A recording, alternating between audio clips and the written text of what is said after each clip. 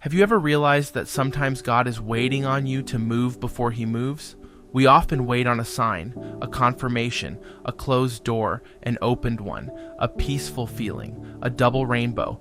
But what if God is waiting on obedience while we're still asking for clarity? What if the thing we're calling a lack of direction is actually a lack of movement? Because in Exodus 14, Moses is standing at the edge of the impossible. Behind him, Pharaoh's chariots. In front of him, the Red Sea. The people are panicking, the noise is loud, and Moses does what any good leader does. He cries out to God, but what God says back, it's not comfort, it's not empathy, it's not a, there, I've got you. God says, why do you cry to me? Tell the people of Israel to go forward, into the sea, into what looks like disaster, into what hasn't made a way yet. And if this word is cracking something open inside your spirit right now, would you help us get it to someone else?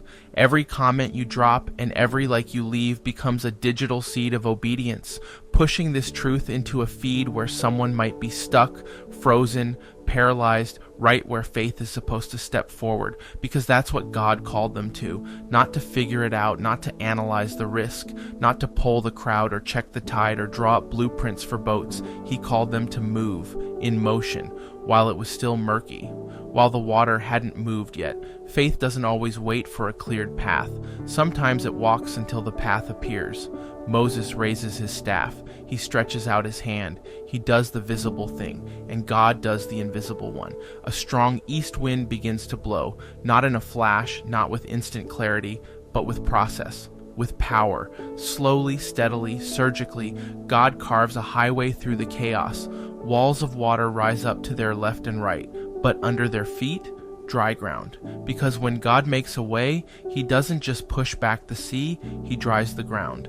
He doesn't just make it possible, he makes it walkable, even under pressure, even in panic, even when you have no plan B.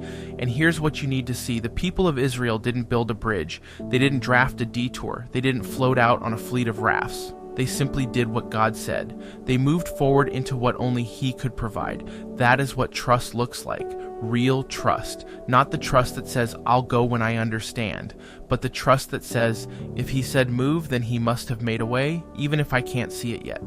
Some of you are waiting for the sea to part before you obey, but in the kingdom, it often works the other way around.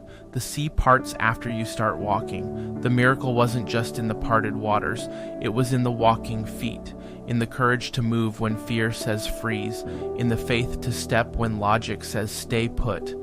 Faith didn't wait for proof.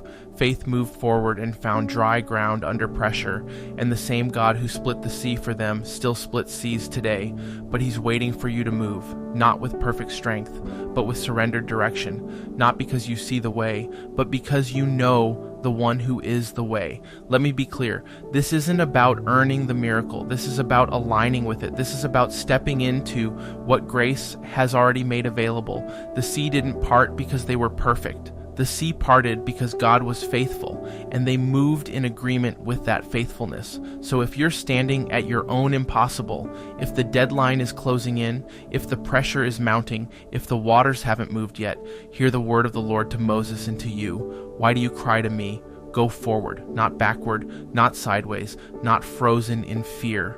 Forward, always forward, because the step you're afraid to take might be the step that activates the wind.